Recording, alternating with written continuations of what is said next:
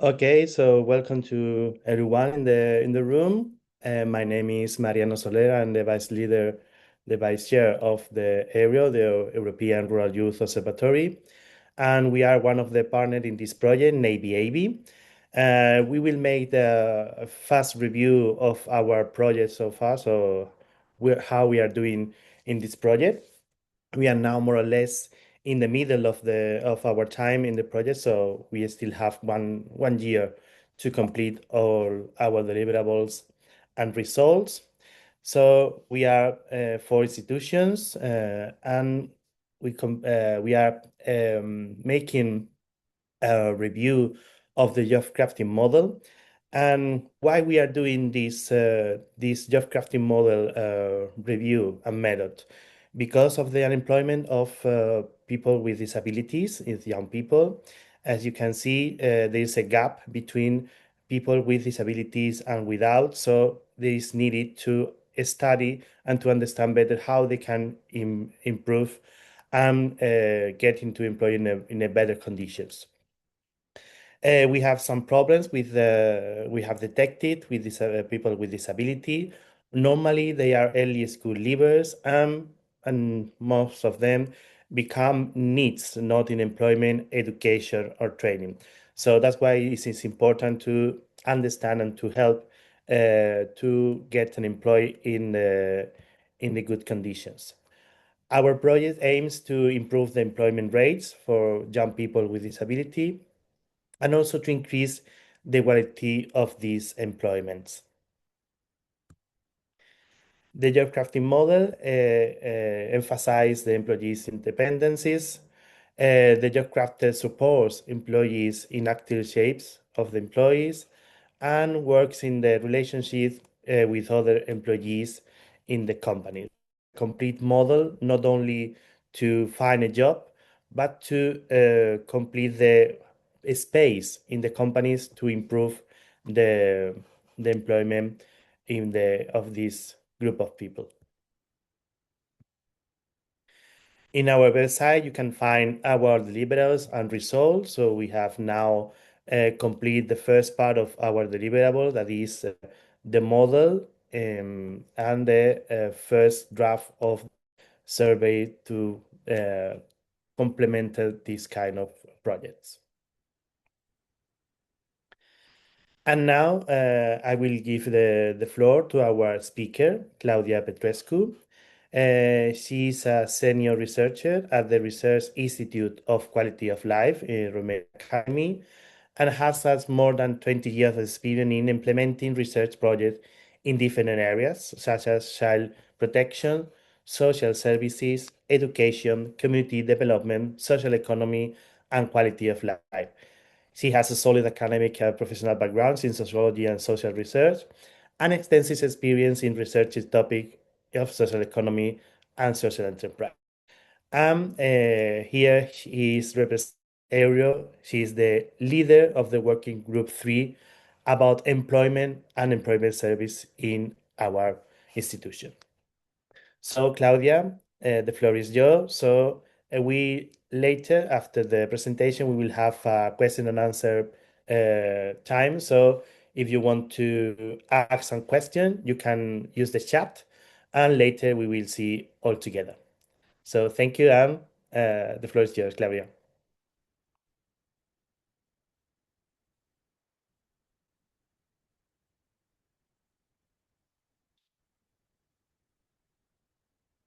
We cannot hear you. Sorry. Okay, I forgot to open the microphone to can speak with you at the end. Thank you very much for your invitation to discuss about this topic of employment of people with disabilities. It was one of my research interests a few years ago. But when I start to work on social economy field in Romania, I discovered that one of the best solution for their employment and their integration into the labor market was these protected shelter workshops. But as a wonderful, it is a wonderful idea. It is a wonderful instrument of policy to integrate these people through them. But normally, they should function mainly as a transition period in which people with disabilities could enter into the labor market, learn how to stay, how to behave on the labor market, and then to make the transition to the normal market. That's why the title of my presentation is If the Protected Shelters is a Solution for the Employment of People for Disabilities, or should be only solution for the transition for their transition to the labor market. But I will explain what we have in Romania and what we discover when we did our research for on these topics. And at the end, I think Mariano can share with you also our. We have an article in 2021 about the policy related to these protected shelters in Romania. Let's see. Okay. So first of all, what is a protected shelter workshop?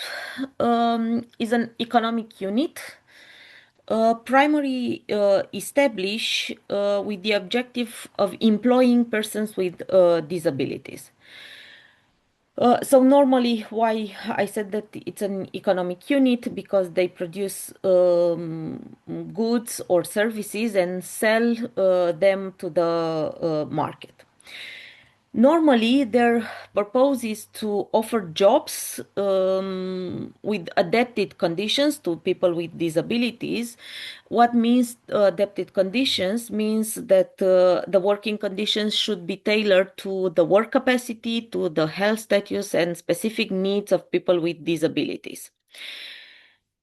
Their role is to facilitate this vocational rehabilitation and social integration through work for people with disabilities, no matter if the people with disabilities are young or more than 30 years old. Okay. As legal framework, in Romania, we have the legislation regarding the protection and promotion of the rights of persons with disabilities. It's a general law that establishes that each employer with more than 15 employees should have at least 4% of them people with disabilities. If they don't have this percent of people with disabilities, they should pay a disability tax to the state, or they could buy goods or services from units that employ this type of people, these protected shelter workshops. So it's like an obligation for companies either to hire these persons with disabilities, or to buy products from units that employ these people. If you want to have this protected shelter workshop, you should register to the National Agency for People with Disabilities in Romania. So it's a procedure, and you should receive this mm, legal status of protected shelter workshop. It is mandatory that 30% of the people that are employed in these protected shelter unit workshops to be people with disabilities. But the legislation doesn't specify if you should employ people with severe disabilities, or could be medium or low disability, because we have three grades of disabilities, three levels of disabilities in Romania. That's why we can find that in most of them there are a lot of people not with severe disabilities, but mainly with low disability, so the first grade of disability. What are their objectives? First of all, is this objective of professional integration. Their fundamental goal is to integrate people with disabilities into the labor market, then to provide adapted employment, to ensure a secure and stable work environment that provide adapted tasks to individual capacities, and then to make this transition to the normal labor market. Uh, what I put here is that ideally, protected shelter workshops should function as a transition center that prepare people with disabilities for open employment in a competitive labor market. And that's why, for example, they should not only provide a workplace, but also they should provide support services for them. But we will discuss a little bit about this. As main activities, they should focus more on ensuring a supportive and physically functionally adapted work environment for people with disabilities. They should provide these support services, means these are auxiliary and individualized support services for employees with disabilities, that could consist in specific training, personal assistance, or a specific therapy for them. And also, in many cases, these support services means also counseling, counseling for social or psychological counseling. And also, their activities should supposed to organize work into a simple and repetitive tasks that can be managed by people with disabilities. Um, of course, they have this function to produce goods or services and sell this production to the market in order to ensure their self-sustainability. They have this facility, let's say fiscal facility, because their main market activity is driven by company that buy products from them instead of paying this disability tax to the state. We call this mechanism the quota mechanism because means that you should have this 4% of your employees to be people with disabilities, and if you don't, this money that you should pay for their salaries could be used to buy services or goods from protected shelters. Many of them use a lot this quota purchase driver because we have this facility also in the legislation for public procurement.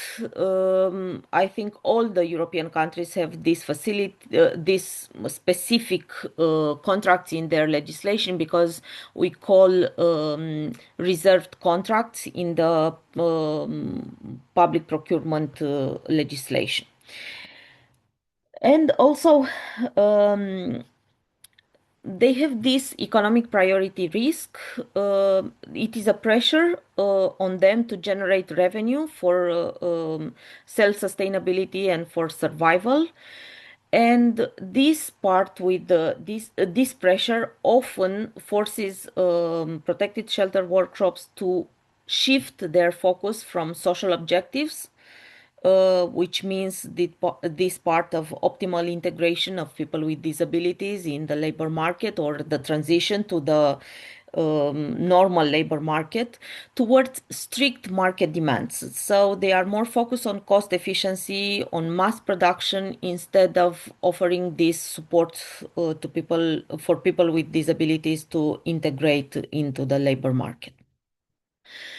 I put here some numbers because, at the end I'm sociologist and I look at the numbers. And for us was important to see if these type of protected shelters are really a good instrument, let's say, for social integration of people with disabilities. And as you can see from 2008, when these protected shelters appeared, they appeared not after the law that we have for people with disabilities. We have this type of entities before, because we had them also in the communist period. But in the communist period, we called them workers cooperatives. So we have workers cooperative for people with disabilities integration, and we have this type of companies, let's say. After the communist period, we have a period in which we recognize or not recognize them as specific units for people with disabilities. But after we have the law, we observe an increase in their numbers. And as you can see, from 2008 until 2017, we have more than three times an increase in their numbers from 200 to 700. Then in 2019, we have our government considered that there are a lot of problems with them, and not all of them produce the goods and the services through the work of people with disabilities. Many of them do this part, um, make intermediary jobs, so took products from China, for example, and sell in Romania and say that these products are from this type of units. And the government decided to cut the quota system, cut this facility. That's why in 2020 we observed that we have only 27 protected units in Romania. After a lot of discussions and a lot of pressure from the civil society, the government in 2021 decided to reintroduce this fiscal facility, and to introduce these reserve contracts for these protected units, and their numbers started to increase.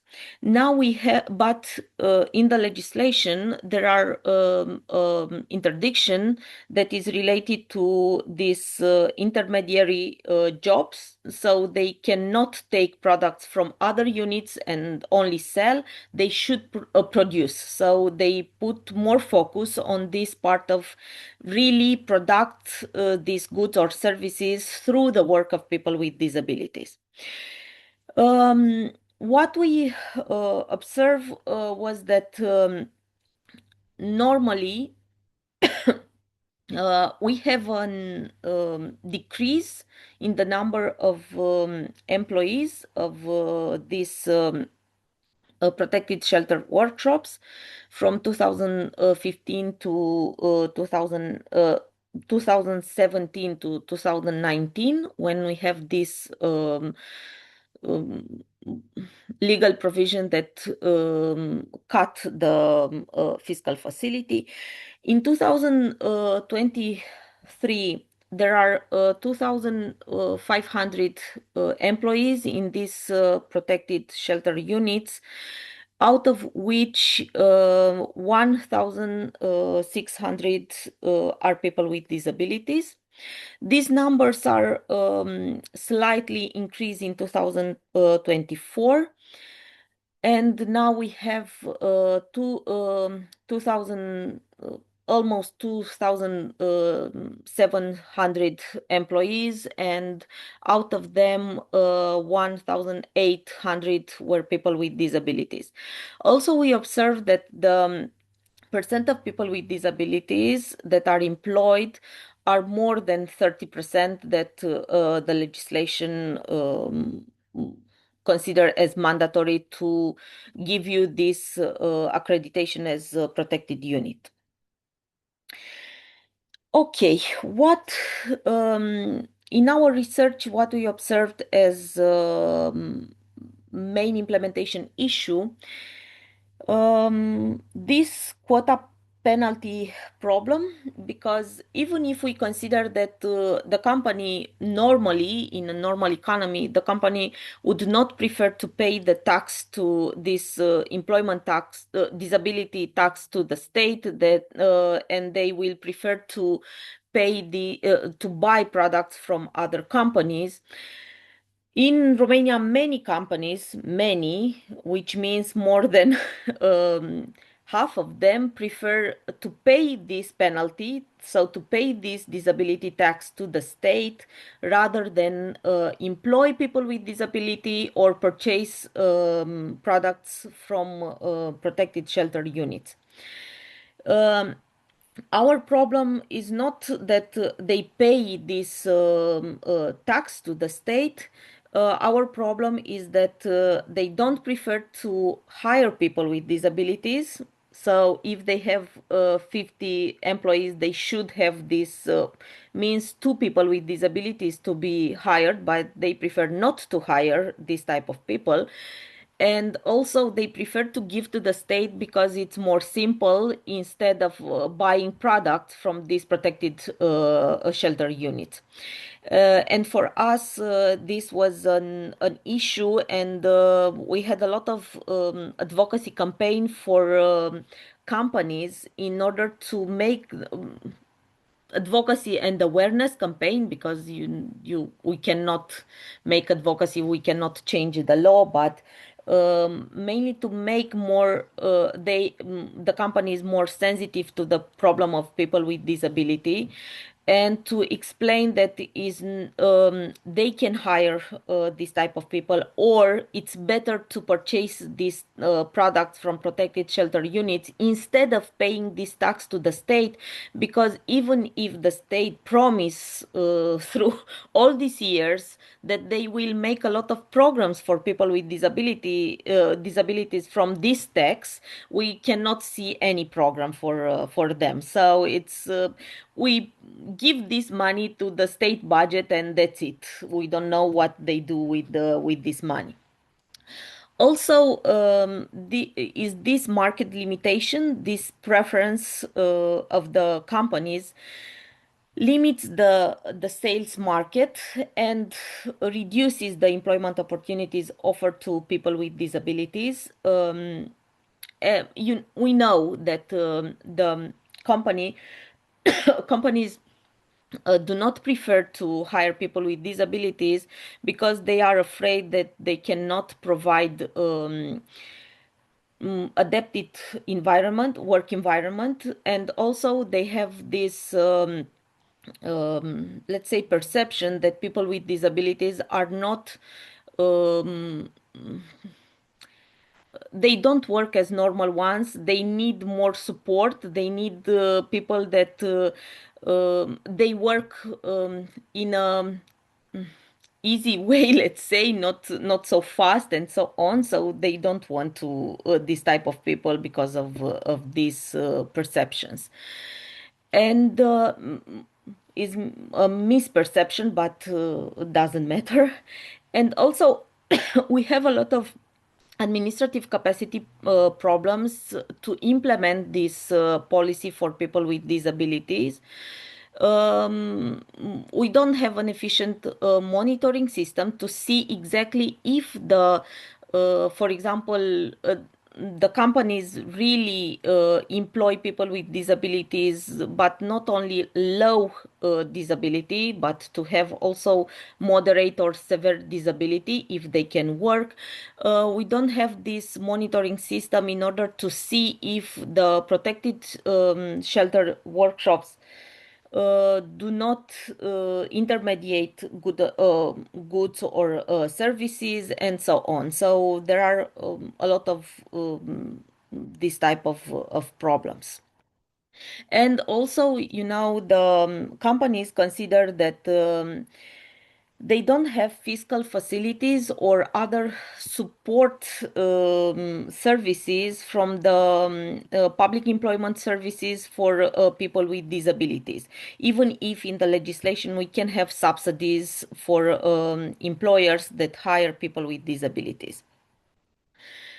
And because our discussion is not only on what these protected shelter units do, but it's about the transition or permanence of people with disabilities in this type of units. We can say that one of the major risks is that protected shelter workshops become a permanent employment destination for people with disabilities rather than a transition period for them to the labor market. So, if we consider this part of their scope, we can say that only few people with disabilities make the transition to the normal labor market from these protected shelter units. And this is one of, let's say, the main challenge for this type of units, really to make these people with disabilities consider that they are prepared for the normal labor market and that they could face the requirements of a normal job. Then we have this lack of vocational diversity. If we look at what kind of products or services these protected shelter units do, we observe that it's a limited range of products of services. So the vocational opportunity are not so diverse for people with disabilities. So they focus on few products there, so their abilities and competencies are not so high. And also, what we look was if the policy, our public policy, support this part of transition to the normal labor market for people with disabilities that are employed in these protected shelter units. And the problem is that we don't have this evidence. Normally, I think 3 or 4 years ago, our national agency stopped to give us numbers about the people with disabilities that are employed in Romania. Even if we ask a lot about this data, they give us this data only upon a specific request. They don't publish this data related to people with disabilities that are employed in the normal labor market, not in protected shelter units, because they provide this type of data, but the others no. Um, so I think that what we observe is this need for evidence. So the success of protected shelter units, protected shelter workshops requires better integration into national disability employment policy informed by data. So we should have this data in order to have better policies and to understand how we can reform this policy related to protected shelter units, or how we can reform the legislation related to reserve contracts. Um, what we need to measure is not only economic survival, but also we should have some data about the social progress of employees, especially employees with disabilities. So we should see if they develop new skills, new competencies, what are the transition rates to the open labor market, and so on. So I think that our legislation in legal framework in this moment should focus more on encouraging this inclusion and transition to the normal labor market instead of giving fiscal facilities for this type of units. So, from our perspective, this should be the focus on of these protected units, not to have to benefit from this fiscal facility with that company could buy products from them instead of paying disability tax.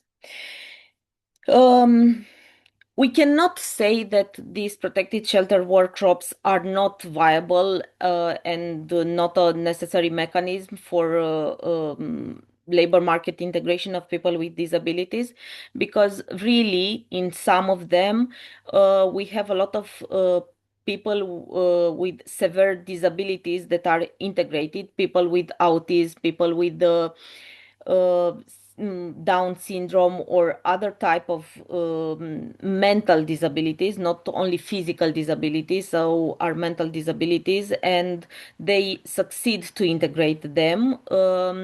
Of course, for this type of people, will be very challenging to make their transition to the labor market. So I think in this case could be not a transition period, but a permanent period to integrate them into the labor market. And also, the current policy design often leads protected shelters to function as a permanent subsidized employment solution rather than an effective transition centers to the open labor market. It is in some cases, and if I consider, we have one protected unit that are managed by a public authority, is the biggest protected shelter in Romania. They have 80 employees, people with disabilities. So they have 90 employees, out of them 80 are people with disabilities, almost 90%, I think. And they provide 8 workshops for people with disabilities. First, when they start their activity, they said to the city hall that instead of paying this disability tax to the state budget, to give this disability tax to make a protected unit that hire people with disability that are in the social services from the city hall. And after 2 years, they become almost self-sustainable, so they don't need any money from the city hall from this disability tax for them, because they succeeded from the revenues that they have from economic activity, from the income, to be self-sustainable. I will give you the link to them, because they are a successful story. But not only them, we have a lot of other protected units, for example, in recycle economy, in green energy, and also in other areas that we consider that, oh, wow, it's impossible, almost impossible to have this type of unit. Um, some conclusions is that we still have this policy ambiguity. This reliance on quota system often leads to compliance without a genuine inclusion. Companies prefer to pay the penalty instead of hire people with disability or to buy these products. Then we have this economic pressure on protected shelter units. They struggle for economic survival. And of course, this means that they have to focus more on production instead of looking on complex social objectives of vocational training or rehabilitation of these people. And we have this part of lack of evidence-based policy because we don't have the capacity to look on other data instead of how many people with disability you have employed, how many contracts you have, how much money you win from this contract. Because in the last year I saw that they introduced this indicator because we ask a lot of times how many reserve contracts these protected shelter units have, what is the value of these contracts and so on. From 2024 they provide this type of data publicly, so these are publicly. What we recommend, of course, we recommend this policy reform that incentivize the transition function of these protected shelter units, not their economic survival, let's say.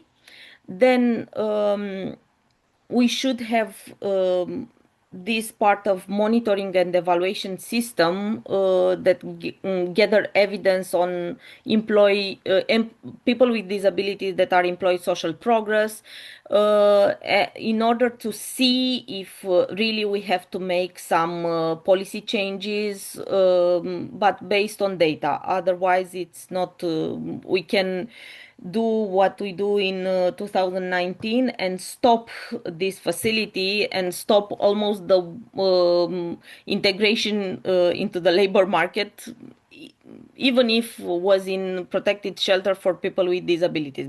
Because in that moment we discovered that we have no data about the employment of people with disability. We discovered that most of the protected shelter units disappeared, and people with disabilities had no other jobs on market.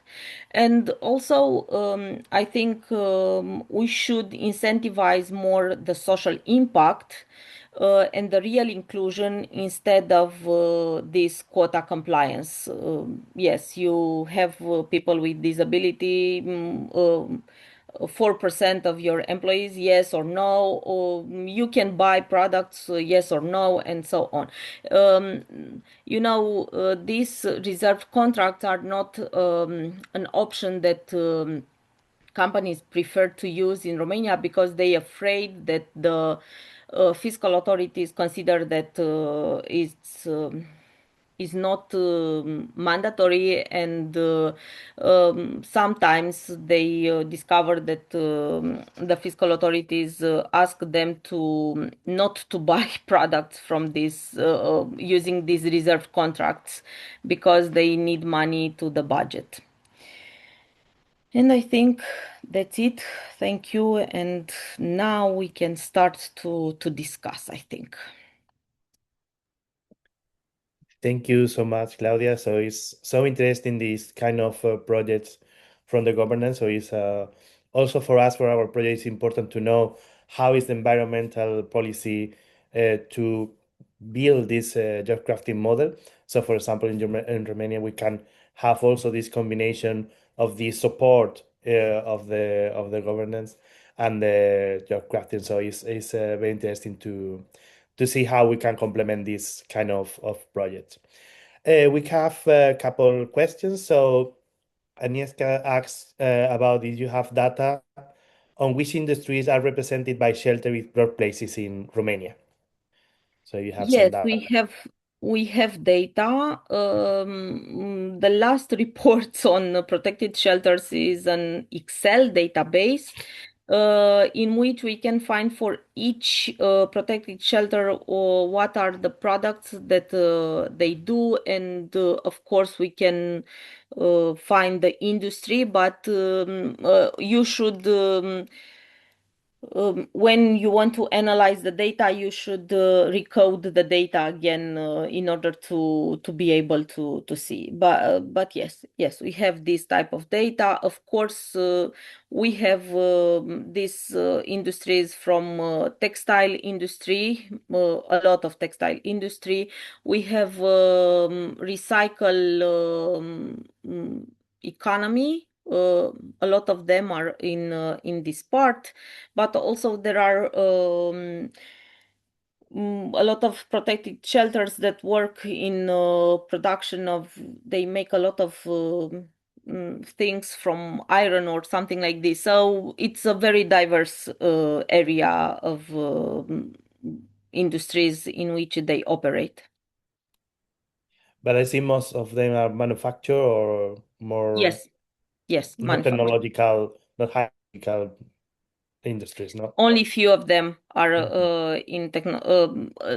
We have some of them in IT, for Mhm. example, in and we have this part of green energy, green technologies, and so on. Yes, we start to develop this part, but it's not so not so many. Okay. Okay, Mesaut asks about how to create and manage these shelters. So there's a mechanism or Yes, normally they should be created like a normal company at the beginning, and then they should require and obtain the certificate as that they work as protected shelter. But the requirements to obtain this status are not so high. They should have 30% of people of their employees people with disabilities, and now we introduce another requirement that 30% of their working hours per all the company should be done by people with disabilities. So but I don't know how they measure this. So until now they have only this part. 30% should be people with disabilities of their employees. okay, great. We have another questions about Katarzyna about the skills. Do you think are more important for this employment? I think this is a long discussion because depends on the type of disability that these people have. Um, if I consider that the people with the mental disabilities, because we have protected shelters that have employees, people with mental disabilities, sometimes severe mental disabilities. For them, they consider that they will not be able to enter in the normal labor market. Even if we have some cases, for example, of people with autism or Down syndrome or something like this that were hired by big retailers in Romania for doing these repetitive jobs in their warehousing. So to put products, to put some labels on the products and so on. So this type of jobs, but nothing more. If we consider that most of the people that are people with disabilities that are employed in these protected shelters are people with low disability. This means physical disability, but not a disability that cannot allow them to work. I think that they need not mainly skills, but they need some small adaptation of the working place. As skills, sometimes they need this part of going to the job at a specific hour. I don't know. We can consider that are soft skills, what we call soft skills, not specific skills, because they this part of specific skills normally they will get on directly on the workplace. But sometimes they miss these soft skills mainly. Okay. I think Katarzyna asks about this because in our project for the job crafting, the work with these young people is about to adapt the people with some skills and also the employee to match the young people with disabilities. So I think Katarzyna is about to ask about this kind of skill. You Maybe know, if yeah. sometimes, Mariano, uh, when we have these cooperatives for people with disabilities, we still have some of them, these workers' cooperatives for people with disabilities. And for a long time, these type of cooperatives represent not only a workplace for them, but also school, if you want, a vocational school for them, because it was the place in which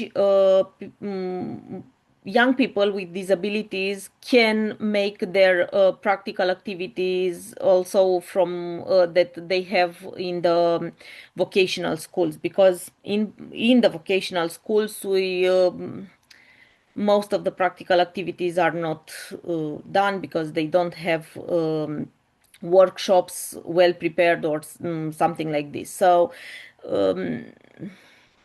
depends, but mostly soft skills are required, I think. Okay. She Okay. actually How we yes. can incentivize the Yeah. transition function? This is a good question because it is not so easy, but I think that this should be let's say, the main goal of our policy. At the end, if we look at the social impact of these protected units,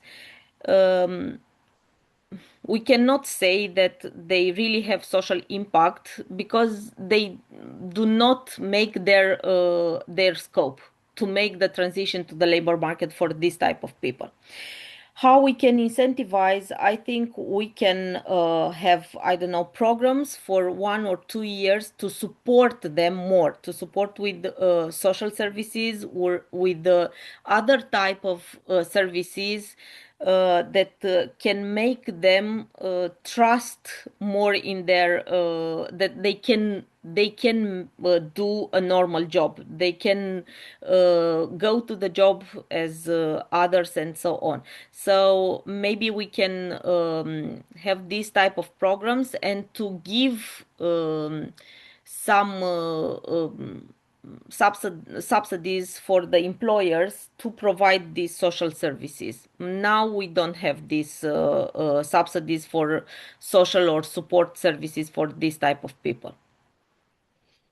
So maybe to Mhm. complement this policy of shelters, this should be something with a. Yes, we tried because we have some national programs from the Public Employment Service that they propose each year to hire people with disabilities, but they don't specify if they want to hire these people with disabilities on normal market or in these protected shelters. So at the end, they count all the people that are new employees in these protected shelter workshops as their results of these programs, but it's not the result of their program because these people with disabilities should be in the normal labor market mainly at the end. So I think maybe they should look how many people from protected shelters, people with disabilities, make the transition to the labor market. This is the real impact that we want to observe at the end. I saw how I assess the competence of a person with a disability for a specific job.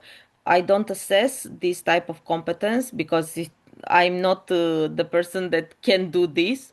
I discuss with I ask people that have this type of protected units how they make the assessment of the competencies at the beginning when they hire these people with disabilities.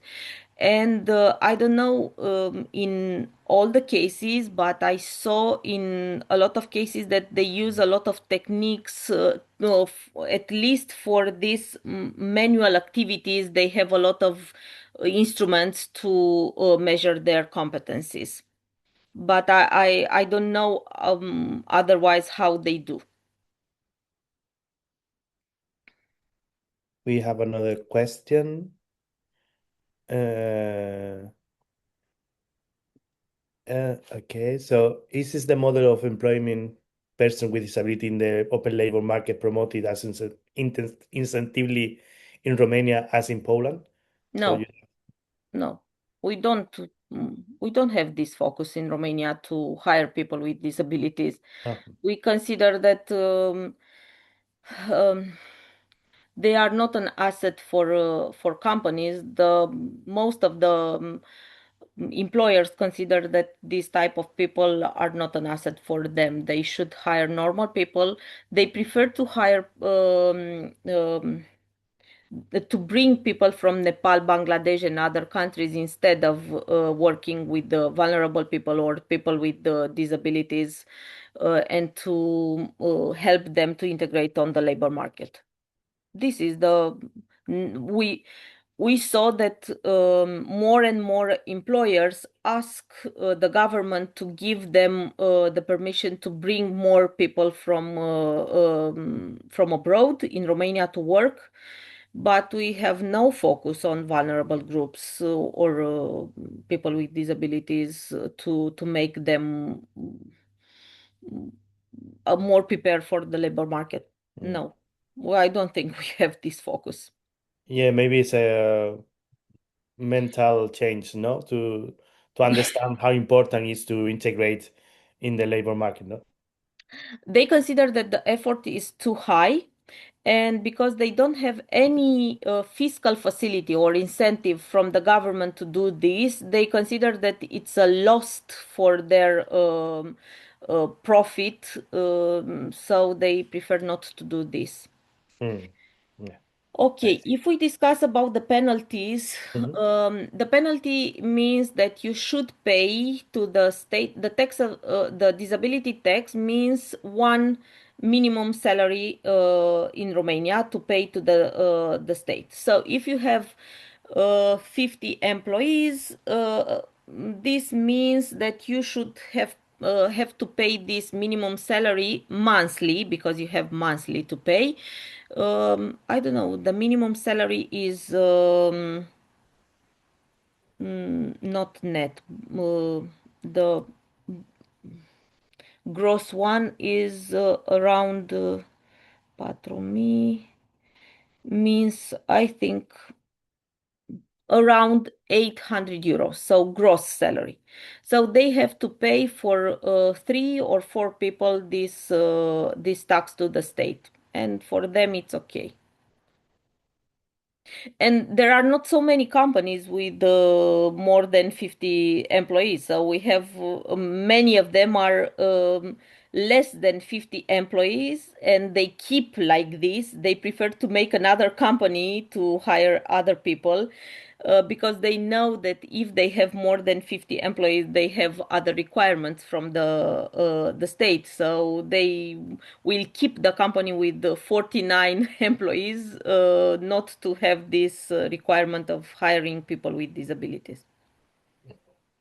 Yes, I think it's common in all the countries. So to And not to, we have a lot of protected shelters that, yes, still they are some opportunistic companies that they saw that they can use this fiscal facility and they can use this part with reserve contracts, and they say, okay, we hire people with disability, so give us buy products from us, and you will use this facility, and it's better for you and for us. And we have a lot of the civil society in Romania have a lot of awareness campaigns in order to penalize this type of opportunistic behaviors, because we saw what was happening when the state cut this facility and was not so good for people with disabilities. You Yeah. know, at the end, was like, the state penalize not the companies and not this opportunistic behavior of the employers. They penalize at the end people with disabilities, unfortunately, Yeah. because you don't have this monitoring mechanism to see which of the protected shelters make this intermediate work to buy products from another part and to sell, only to sell. No, the state don't want to look at this. They prefer to cut the facility for all, which means a lot of lost in the jobs of people with disabilities. Yeah. So it's a pity, yeah, finally. Okay, so we are arriving to the end of our webinar. So just to thank you again to Claudia about this kind of policies in Romania. I think it's interesting to know which is moving around the world, and to complement our project.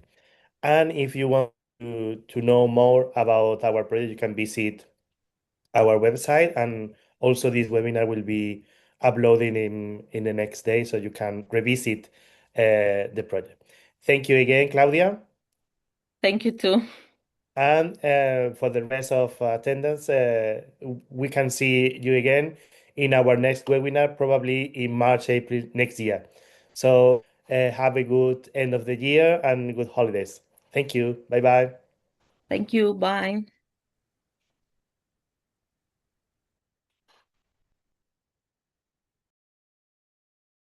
Bye bye.